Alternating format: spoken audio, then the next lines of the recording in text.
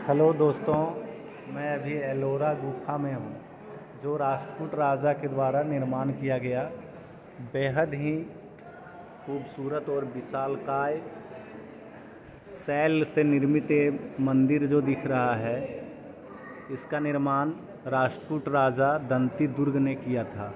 आइए कुछ अवतार जो यहाँ पे चित्रित हैं शैल चट्टानों के माध्यम से, उन्हें मैं आपको बताने का प्रयास करूँगा। सबसे पहला शुरुआत कृष्ण भगवान के अवतार, विष्णु भगवान के अवतार कृष्ण जो द्वापर युग में गोवर्धन पर्वत को अपने उंगलियों पर उठाए हुए थे, उसका यहाँ पे मूर्तियाँ बना हुआ है। ये विष्णु अवतार विष्णु भगवान का दृश्य है, जिसपे विष्णु भगवान क्षीर सागर में शेषनाग पर सोए हुए हैं, शेषनाग पर लेटे हुए हैं और उनकी नाभि से ब्रह्मा जी, उनकी नाभि के कमल फूल में ब्रह्मा जी का वास है। और ये रहे विष्णु अवतार का नरसिम्हा अवतार। इसमें नरसिंह भगवान हिरण्यकश्यपु का वक्ष अपने नख से फाड़ते हुए ये यहाँ पे वर्णन है।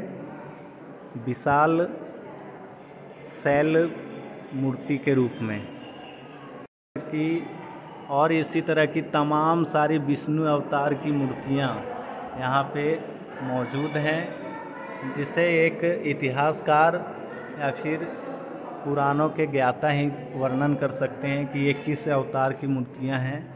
मुझे जितना ज्ञात था मैंने उसका वर्णन किया है। ये भगवान भोलेनाथ और ये माता पार्वती, उन्हीं का दृश्य है। उनके हाथों में देखिए त्रिशूल है, एक हाथ में डमरू है। ये भी समस्त मूर्तियां भगवान भोलेनाथ और माता पार्वती की हैं, क्योंकि उनके एक हाथ में ये त्रिशूल है, दूसरे में डमरू है। ये भी शंकर भगवान की ही मूर्तियां हैं। अभी हम फिलहाल एलोरा गुफा के गुफा क्रमांक 16 में हैं, जो शंकर भगवान के अवतार के बारे में ही ज़्यादा विश्व विख्यात हैं। ये शायद ब्रह्मा जी की मूर्ति है, क्योंकि इसमें 3 माथा हैं, तो ब्रह्मा जी की मूर्ति ही हो सकती है। ये विष्णु अवतार की मूर्ति हैं, एक हाथ में चक्र, दूसरे हाथ में शंख लिए हुए विष्णु भगवान विराजमान हैं। ये शंकर भगवान की मूर्ति हैं, साथ में नंदी बाबा ये हैं, और इधर ये देख सकते हैं ये विष्णु अवतार की मूर्ति है। ये कोई पुराणों के ज्ञाता ही बता सकते हैं। भगवान भोलेनाथ का ये पूर्ण मूर्ति यहाँ पे आपको देखने को मिल रहा है, जिसमें माता पार्वती के साथ भगवान भोलेनाथ डमरू और त्रिशूल लिए विराजमान हैं। ये भी भगवान भोलेनाथ का है। ये शायद महिषासुर का वध है।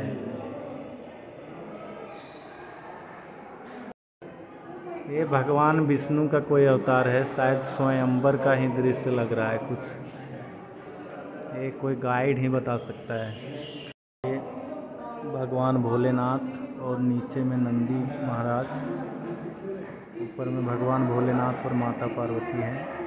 ये बताते चलूं कि ये जो मंदिर आपको दिख रहा है, ये रथनुमा मंदिर है। इसमें सैकड़ों हाथियों का ये दिखाया गया है, रथ को खींचते हुए। जैसा कि दिखाया जा रहा है कि राष्ट्रकूट वंश जो था, उसकी प्रगति और विकास का वो समय था, जो इस पे वर्णन है। इस मंदिर के चारों ओर, इस रथनुमा मंदिर के चारों ओर सैकड़ों हाथियों का इसी प्रकार से मूर्तियां बनी हुई हैं। आप देख सकते हैं कितना विशालकाय रथनुमा मंदिर है।